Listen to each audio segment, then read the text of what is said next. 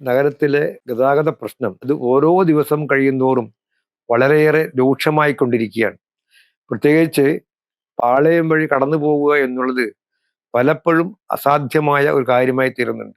അതിൻ്റെ പ്രധാന കാരണം അവിടെ പച്ചക്കറി മാർക്കറ്റ് ഉള്ളത് കൊണ്ടാണ്.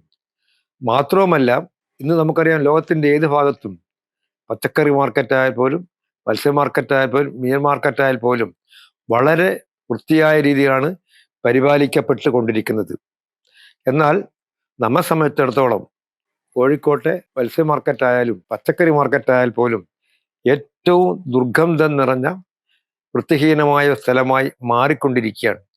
ഇത് യഥാർത്ഥത്തിൽ കോഴിക്കോട് നഗരത്തിൽ തന്നെ ഏറ്റവും വലിയ കളങ്കമാണ് എന്നാണ് എൻ്റെ ഒരു വിശ്വാസം. കാലാകാലങ്ങളായി ഉണ്ടായ മാറ്റങ്ങൾ പച്ചക്കറി മാർക്കറ്റുകളിലും പ്രതിഫലിക്കേണ്ടിയിരിക്കുന്നു. കാരണം ഇപ്പോൾ നമുക്ക് പച്ചക്കറി മാർക്കറ്റിലോ മീൻ മാർക്കറ്റിലോ അത്ര എളുപ്പത്തിൽ കടന്നു ചെല്ലാൻ കഴിയാത്തൊരു സാഹചര്യമുണ്ട്.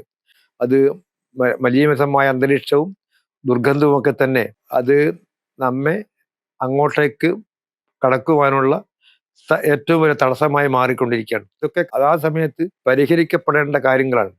അതുകൊണ്ട് തന്നെയാകാം പച്ചക്കറി മാർക്കറ്റ് നഗരഹൃദയത്തിൽ മാറ്റി കുറച്ച് മാറി കല്ലുത്താൻ കടവിലേക്ക് മാറ്റാൻ ഭരണാധികാരികൾ തീരുമാനിച്ചത്. കല്ലുത്താൻ കടവ് എന്ന് പറയുമ്പോൾ അത്ര അധികമൊന്നും ദൂരമില്ല, യഥാർത്ഥത്തിൽ നടന്നു പോകേണ്ട ദൂരമേ ഉള്ളൂ.